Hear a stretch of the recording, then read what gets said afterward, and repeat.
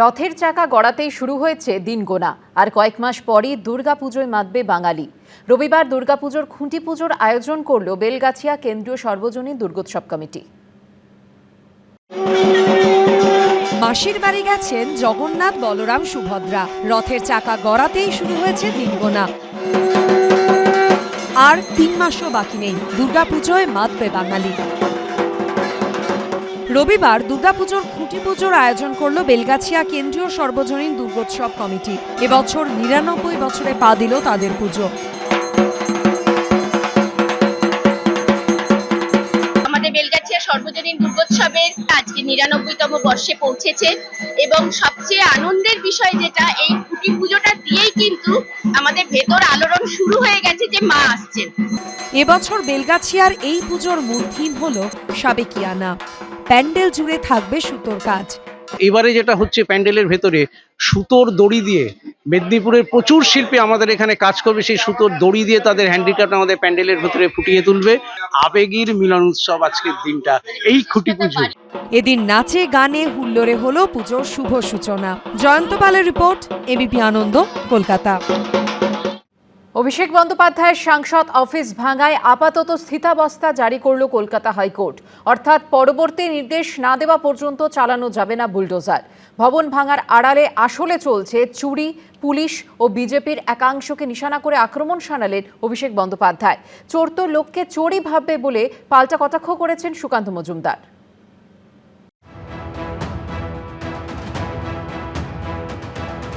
থমকে গেল অভিষেক বন্দ্যোপাধ্যায়ের আমতলার অফিস ভাঙার কাজ। আপাতত ডায়মন্ড হারবারের সাংসদের অফিসে চালানো যাবে না বুলডোজার, নির্দেশ দিল কলকাতা হাইকোর্ট। আমতলায় অভিষেক বন্দ্যোপাধ্যায়ের অফিস ভাঙার প্রক্রিয়ায় স্থিতাবস্থা বজায় রাখার নির্দেশ দিলেন বিচারপতি রাজা বসু চৌধুরী। দক্ষিণ 24 পরগনা জেলা প্রশাসনের নির্দেশে শনিবার থেকে শুরু হয় আমতলার সাংসদ অফিস ভাঙার কাজ। রবিবারও সেখানে পড়ে হাতুড়ির ঘা, যার বিরুদ্ধে আগেই সরব হয়েছেন অভিষেক বন্দ্যোপাধ্যায়। আর যারা বলছেন অবৈধ, 15 তারিখ হিয়ারিং এর জন্য ডাকা হয়েছিল, সেখানেও আমাদের প্রতিনিধিরা গেছিল এবং কিসের বেসিসে কমপ্লেনটা ফাইল হয়েছে সেই কমপ্লেনের কপি জেলা প্রশাসন দিতে পারেনি। আর এই ঘটনা ঘিরে জলগড়ায় আদালত পর্যন্ত। বুলডোজার অ্যাকশনের বিরুদ্ধে কলকাতা হাইকোর্টে মামলা দায়ের করে লিপস অ্যান্ড বাউন্স। মামলাকারীর আইনজীবী কিশোর দত্ত সওয়াল করে জানান, আমতলায় অভিষেক বন্দ্যোপাধ্যায়ের দপ্তরের একাংশ ভাঙার আগে ওই ভবনের মালিককে শুনানির জন্য কোনো নোটিশই দেওয়া হয়নি। রাজ্য সরকারের তরফে পাল্টা সওয়ালে অ্যাডভোকেট জেনারেল সুরজিৎ নাথ মিত্র বলেন, গত 13 জুন জানানো হয়েছিল কোন আইনের ভিত্তিতে ভাঙা হচ্ছে। ওই নির্মাণের কোনো অনুমোদন ছিল না। ছুটির দিনে কোর্ট বসিয়ে অন্তর্বর্তী স্থগিতাদেশ পাওয়ার চেষ্টা হচ্ছে।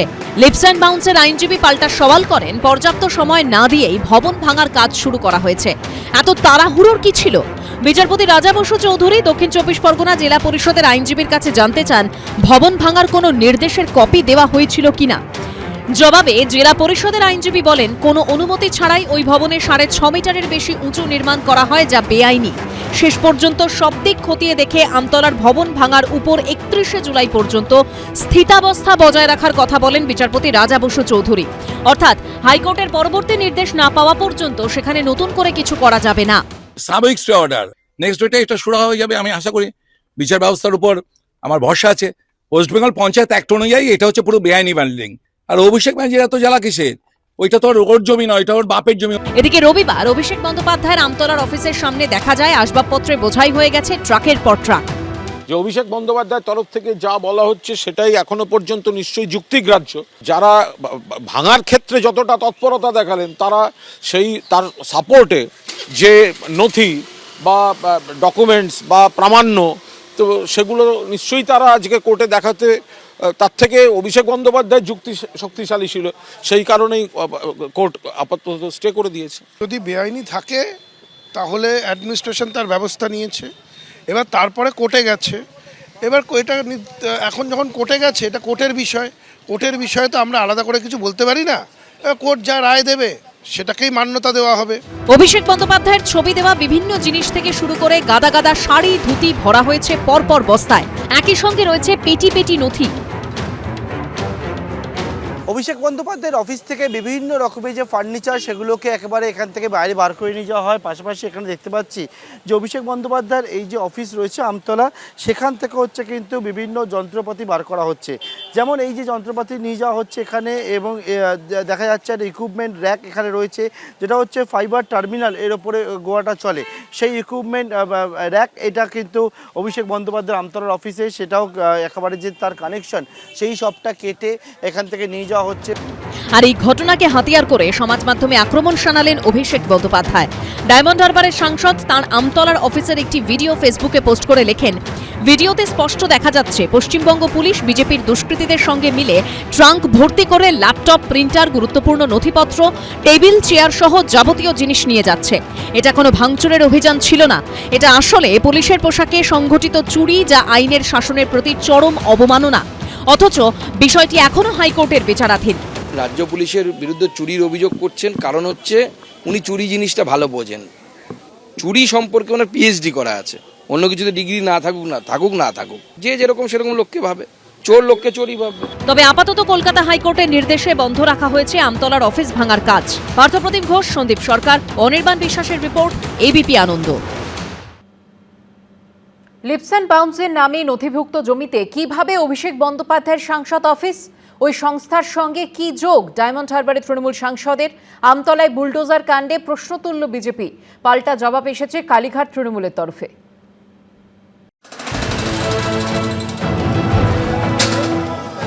আমতলায় লিপস অ্যান্ড বাউন্সের নামে থাকা এই বহুতল ভাঙাকে কেন্দ্র করেই এখন যত বিতর্ক।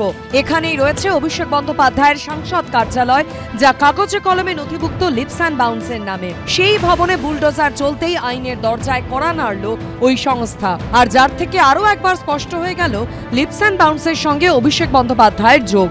যে এই হচ্ছে দুটি নোটিশ দেখো, একটা হচ্ছে 30/6/2026, একটা হচ্ছে 7/7/2026, এবং সেই নোটিশে স্পষ্ট করে এখানে লেখা রয়েছে, যেটা নোটিশটা দেওয়া রয়েছে হিয়ারিং নোটিশ, এবং সেখানে Amit Bandyopadhyay, director Leaps and Bounds private limited, এবং ওনাকে উদ্দেশ্য করে এই নোটিশ এবং হিয়ারিং নোটিশ, এবং সেখানে বলা হচ্ছে এই ঠিকানার কথা উল্লেখ করে প্লট নাম্বার করে 509, 512 এই প্লট নাম্বার, খতিয়ান নাম্বার দিয়ে বলা হচ্ছে যে 15/7/2026 দুপুর 2টোয় হিয়ারিংয়ের জন্য ডাকা হচ্ছে। এর আগে প্রাথমিকে নিয়োগ দুর্নীতি মামলায় সামনে আসে লিপস অ্যান্ড বাউন্সের নাম। সেই সময় অভিষেক বন্দ্যোপাধ্যায় নিজেই স্বীকার করেন তিনিই ছিলেন এই সংস্থার সিইও। আমি এখনো ওই পদে আছি। এবার সেই সংস্থার নামে নথিভুক্ত বহুতলে বুলডোজার চলতেই কলকাতা হাইকোর্টে মামলা করা হয়। তাহলে ওই লিপস অ্যান্ড বাউন্স আর মমতা মানে অভিষেক ব্যানার্জি এক হ্যায়, এটা তো বহু পুরনো তত্ত্ব, এটার মধ্যে নতুনত্ব কি আছে? এটা তো বহু পুরনো তত্ত্ব। লিপস অ্যান্ড বাউন্সের মালিক যে অভিষেক, এটা আমরা আগেও জানি। লিপস অ্যান্ড বাউন্সের শুধু অভিষেক না, অভিষেকের বাবা, অভিষেকের মা, অভিষেকের বাড়ির আরো অনেক আত্মীয়রা যুক্ত আছে লিপস অ্যান্ড বাউন্সের সাথে। এটা তো পুরনো কথা। বুলডোজার অ্যাকশনের বিরুদ্ধে কলকাতা হাইকোর্টে মামলা দায়ের করে লিপস অ্যান্ড বাউন্স, যার প্রেক্ষিতে রাজ্য সরকারের তরফে অ্যাডভোকেট জেনারেল সুরজিৎ নাথ মিত্র বলেন, আমতলায় 507 দাগ নম্বরের জমিতে থাকা বেআইনি নির্মাণ ভাঙা হচ্ছে।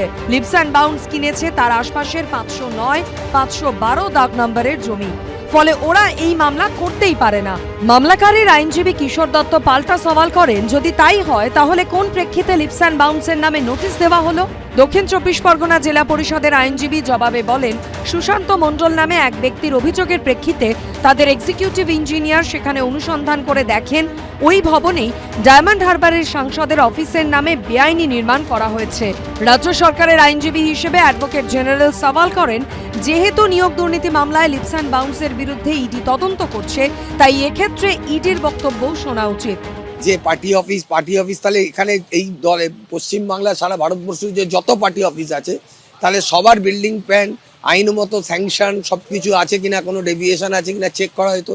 এটা যে রাজনৈতিক প্রতিহিংসা থেকে করা যাচ্ছে, এটাই তার প্রমাণ যে বেছে বেছে তৃণমূল কংগ্রেসের অফিসকেই ভাঙা হচ্ছে। এটা কিন্তু সম্পূর্ণভাবে রাজনৈতিক প্রতিহিংসার ব্যাপার। প্রশ্ন হলো, লিপস অ্যান্ড বাউন্সের জমিতে তৈরি ভবনে কিভাবে নিজের সাংসদ অফিস করেছিলেন Abhishek Bandyopadhyay? Lips and bounce একটা কোম্পানি, যেখানে তার বাবা আছেন, মা আছেন, স্ত্রী আছেন, কালীঘাটের কাকু আছেন, আর তিনি সিইও হিসেবে আছেন। অতএব তাদের পরিবারের এবং তার এটা একটা কোম্পানি, এবং কেন্দ্রীয় তদন্তকারী সংস্থা অনেক দিন আগেই বলেছিল যে এতে অনেক বেআইনি লেনদেন আছে। পার্টি অফিস পার্টির নামে থাকবে, যে কার থেকে লিজ নেবেন কিন্তু পার্টির নামে থাকবে, কিন্তু লিপস অ্যান্ড বাউন্স মালিকানা, তাহলে পার্টিটার মালিক তো লিপস অ্যান্ড বাউন্স হয়ে যাচ্ছে। কলকাতা হাইকোর্টে জরুরি ভিত্তিতে শুনানির প্রেক্ষিতে বিচারপতি রাজা বসু চৌধুরী 31শে জুলাই পর্যন্ত আমতলার ওই বহুতল ভাঙার উপর স্থিতাবস্থা জারি করেন। এই সংক্রান্ত মামলার পরবর্তী শুনানি হবে হাইকোর্টের রেগুলার বেঞ্চে। সন্দীপ সরকার, সত্যজিৎ বৈদ্য ও সৌমিত্র রায়ের রিপোর্ট, এবিপি আনন্দ। অভিযোগের পাহাড়ে অভিষেক বন্দ্যোপাধ্যায়। ডায়মন্ড হারবারে তৃণমূল সাংসদের বিরুদ্ধে নতুন করে আরও 2টি অভিযোগ দায়ের হলো। অভিষেক বন্দ্যোপাধ্যায়ের বিরুদ্ধে উস্কানিমূলক মন্তব্যের অভিযোগ এনে বিষ্ণুপুর থানায় লিখিত অভিযোগ দায়ের করেছেন বিজেপি নেতা অভিজিৎ সর্দার। আমফানে ক্ষতিপূরণের টাকা 9/6-এর অভিযোগে নোদাখালী থানায় নতুন অভিযোগ দায়ের করেছেন বিজেপি নেতা অভিজিৎ দাস ববি। সেবাশ্রয় নিয়ে একের পর এক অভিযোগ, পরপর এফআইআর, আর তারই মধ্যে আমতলায় বেআইনি নির্মাণের অভিযোগে অভিষেক বন্দ্যোপাধ্যায়ের অফিসে চলেছে বুলডোজার। এবার উস্কানিমূলক মন্তব্যের অভিযোগে তৃণমূল সাংসদের বিরুদ্ধে থানার দ্বারস্থ হলেন বিষ্ণুপুরের বিজেপি নেতা। পাশাপাশি আমফানে ক্ষতিপূরণের টাকা 9/6-এর অভিযোগে আরও একটি অভিযোগ দায়ের হলো অভিষেক বন্দ্যোপাধ্যায়ের নামে। দক্ষিণ 24 পরগনার আমতলায় এই অফিস থেকেই নিজের সংসদীয় এলাকায় কাজ পরিচালনা করতেন অভিষেক বন্দ্যোপাধ্যায়।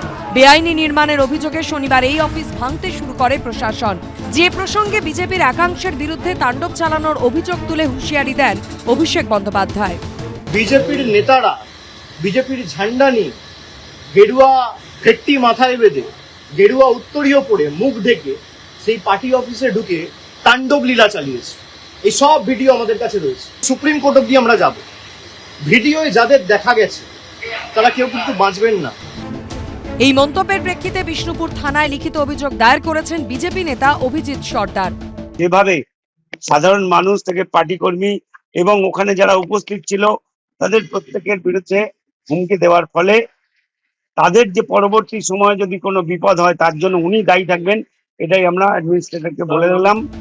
অন্যদিকে নোদাখালী থানাতেও অভিষেক বন্দ্যোপাধ্যায়ের বিরুদ্ধে নতুন অভিযোগ দায়ের করেছেন বিজেপি নেতা অভিজিৎ দাস ববি। তার অভিযোগ, বজবজ 2 নম্বর ব্লকে ঘূর্ণিঝড় আমফানে ক্ষতিপূরণের টাকা বন্টনে দুর্নীতি হয়েছে। একই নাম এবং মোবাইল নাম্বার ব্যবহার করে একাধিক উপভোক্তার নামে সরকারি টাকা তোলা হয়েছে বলে অভিযোগ। প্রায় 30 কোটি টাকা 9/6-এর অভিযোগ তুলেছেন বিজেপি নেতা। অভিষেক বন্দ্যোপাধ্যায় সহ 5 জনের বিরুদ্ধে অভিযোগ দায়ের করা হয়েছে। ক্ষতিগ্রস্ত ঘরগুলোর কেউ টাকা পায়নি। প্রায় 30,000-এর মতো ঘরকে এখানে জমা দেওয়া হয়েছে। প্রচুর পরিমাণে ভুয়া ডকুমেন্টস, ভুয়া নাম, ভুয়া অ্যাকাউন্ট দিয়ে টাকাগুলো সব তুলে নেওয়া হয়েছে। আমরা তো কোনো কেসের মেরিট নিয়ে কোনো কথা বলতে পারবো না, কিন্তু টাইমিং এবং টার্গেট এই দুটি শব্দ খানিকটা বোঝাই যাচ্ছে যে একটা রাজনৈতিক বাতাবরণে কাকে কাকে কিভাবে লক্ষ্য করে একের পর এক অভিযোগ ব্যতিব্যস্ত করে রাখা। বাকিটা তো অভিষেক বন্দ্যোপাধ্যায় নিজেই সবিস্তারে গোটা পরিস্থিতির ব্যাখ্যা দিয়েছেন। এর আগে কখনো মাটি চুরির অভিযোগ, কখনো সেবাশ্রয়ে ভুল চিকিৎসার অভিযোগেও অভিষেক বন্দ্যোপাধ্যায়ের বিরুদ্ধে পুলিশে এফআইআর দায়ের হয়েছে। আর এবার তৃণমূল সাংসদের বিরুদ্ধে আরও 2টি নতুন অভিযোগ দায়ের হলো। পার্থপ্রতিম ঘোষ, গৌতম মণ্ডল ও অনির্বাণ বিশ্বাসের রিপোর্ট, এবিপি আনন্দ। সাপ্লিমেন্টারি চার্জশিটে সোনা পাপ্পুকে নিয়ে চাঞ্চল্যকর দাবি করল ইডি। কেন্দ্রীয় এজেন্সির তরফে দাবি করা হয়েছে, বেআইনি নির্মাণে আইনি বাধা বিপত্তি এড়াতে ঘুষ বাবদ কোটি কোটি টাকা খরচ করেছিলেন সোনা পাপ্পু। পুলিশ ও কলকাতা পুরসভাকে বিপুল অঙ্কের টাকা দিয়েছিল সোনা পাপ্পু। সোনা পাপ্পুর কাছে সোনার খনি না থাকতে পারে, তবে তার কাছে যে কার্যত টাকার খনি ছিল তা এক প্রকার নিশ্চিত তদন্তকারীরা। এনফোর্সমেন্ট ডিরেক্টরেটের দেওয়া দ্বিতীয় সাপ্লিমেন্টারি চার্জশিটে তেমনই তথ্য সামনে এসেছে। তোলাবাজি, জমি দখলের মামলায় 18 মে সোনা পাপ্পুকে গ্রেপ্তার করে এনফোর্সমেন্ট ডিরেক্টরেট। সম্প্রতি তার নামে নগর দায়রা আদালতের ইডি স্পেশাল কোর্টে দ্বিতীয় সাপ্লিমেন্টারি চার্জশিট পেশ করে ইডি। সেখানে দাবি করা হয়েছে, বেআইনি নির্মাণে আইনি বাধা বিপত্তি এড়াতে ঘুষ বাবদ কোটি কোটি টাকা খরচ করতেও পিছপা হননি সোনা পাপ্পু। তাকে নিয়ে ইডির তরফে দাবি করা হয়েছে, 2022 সালের 23শে নভেম্বর পর্যন্ত 19 কোটি 49 লক্ষ টাকা খরচ করেছে সোনা পাপ্পু, যার মধ্যে শুধুমাত্র ঘুষ হিসাবে দিয়েছে 3 কোটি 41 লক্ষ 51 হাজার টাকা, যাতে বেআইনি নির্মাণের কাজ চলাকালীন যে কোনো রকমের আইনি ঝঞ্ঝাট এড়ানো যায়। এই টাকা গেছে পুলিশ কলকাতা পুরসভার কাছে। এর মধ্যে রয়েছে ডোনেশন বাবদ দেওয়া টাকাও। নির্মাণ তৈরি করা হয়েছিল যেগুলোও বেআইনি, এবং এই পরিপ্রেক্ষিতে কলকাতা পুলিশ, কলকাতা পুরসভা ও কাউন্সিলরকে দেখে নেবে টাকার বিনিময়ে, এমনই কথা জানিয়েছিল সোনা পাপ্পু, একজন সাক্ষী জানিয়েছে ইডিকে, যা ইতিমধ্যে চার্জশিটে তুলে ধরা হয়েছে। সোনা পাপ্পু কুখ্যাত, এটা সকলের জানা। তার বিরুদ্ধে আইনানুগ ব্যবস্থা নিয়ে চার্জশিট যে এত তাড়াতাড়ি গঠন হয়েছে, এটাকে আমরা সাধুবাদ জানাই। ক্রিমিনালরা সবসময় বলে যে তারা কারুর না কারুর ঘনিষ্ঠ, বিশেষ করে তারা যদি রাজনীতির ব্যক্তিত্ব হন, তো এরকম তো বলেই থাকে। এ তো তদন্ত করবে পুলিশ, তদন্তকারী এজেন্সি, তারা এটা তদন্ত করবে, করে যেটা পাবে সেটা হবে। ইডির সাপ্লিমেন্টারি চার্জশিটে আরও দাবি করা হয়েছে 3,41,51,000 টাকার মধ্যে শুধু পুলিশকেই সোনা পাপ্পু দিয়েছেন 1,46,40,000 টাকা। তৃণমূল কাউন্সিলরকে দেওয়া হয়েছে 1,11,50,000 টাকা। কলকাতা পুরসভাকে দেওয়া হয়েছিল 27,70,000 টাকা। আর ডোনেশন বাবদ দেওয়া হয়েছিল 55,91,000 টাকা। এ যেন সোনা পাপ্পুর পেরোল। ইডির চার্জশিটে তুলে ধরা হয়েছে এক সাক্ষীর বয়ান, যেখানে এক ব্যক্তি যিনি সাক্ষী তিনি জানাচ্ছেন যে সোনা পাপ্পু তাকে জানিয়েছে যে সে তৎকালীন শাসক দল তৃণমূল কংগ্রেসের সদস্য, তৎকালীন প্রাক্তন মন্ত্রী এবং বর্তমান বিধায়ক জাভেদ খান ও প্রাক্তন বিধায়ক দেবাশিস কুমারের ঘনিষ্ঠ, এবং সেই জন্যই সে সমস্ত বিষয় দেখে নেবে। কসবায় সোনা পাপ্পু তৃণমূল আশ্রিত ছিল না, তৃণমূল সোনা পাপ্পু আশ্রিত ছিল একটা সময়ের পরে। জাভেদ খান থেকে শুরু করে দেবাশিস কুমার থেকে শুরু করে যে নামগুলো শোনা যাচ্ছে সঠিকভাবেই শোনা যাচ্ছে, তারা সবাই তখন ভালো তৃণমূল হয়ে গেছে, তারা সবাই তখন বিজেপি আশ্রিত তৃণমূল হয়ে গেছে। সুতরাং এই যাবতীয় চার্জশিট এই সোনা পাপ্পু আর শান্তনুতে এসে থেমে যাবে।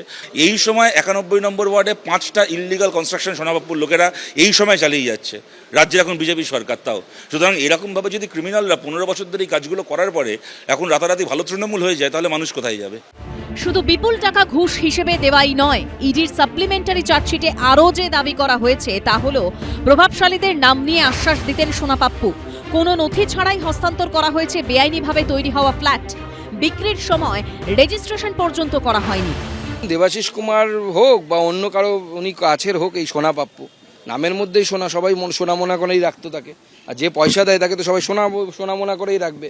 যারা এইসব নিয়েছে দেখুন পাপের পয়সা, এই পয়সা হজম হবে না সহজে। মুখ্যমন্ত্রী বলছেন 80 থেকে 90টা বেআইনি কনস্ট্রাকশন এক ব্যক্তি করেছেন এবং তার ছেলে, মুখ্যমন্ত্রী নাম বলছেন, কিন্তু তাদের বিরুদ্ধে পুলিশ অ্যাকশন নিচ্ছে না। এই যে কোনো লোকাল তোলাবাজ কাদের টাকা দিয়েছে তাদের নাম শোনা যাচ্ছিল, যেই তারা শিবির বদল করছে সঙ্গে সঙ্গে দিচ্ছে। তাহলে পুলিশ, সেন্ট্রাল এজেন্সি, এগুলোকে তো ব্যবহার করা হচ্ছে। আর কোথায় গেছিল সোনা পাপ্পুর ঘুষের টাকা, আর কারা কারা সুবিধা নিয়েছেন, নজর রাখছে ইডি। আবির দত্ত, হিন্দোল দে, ঐশী মুখোপাধ্যায়ের রিপোর্ট, এবিপি আনন্দ। এবিপি আনন্দ, এগিয়ে থাকে, এগিয়ে রাখে।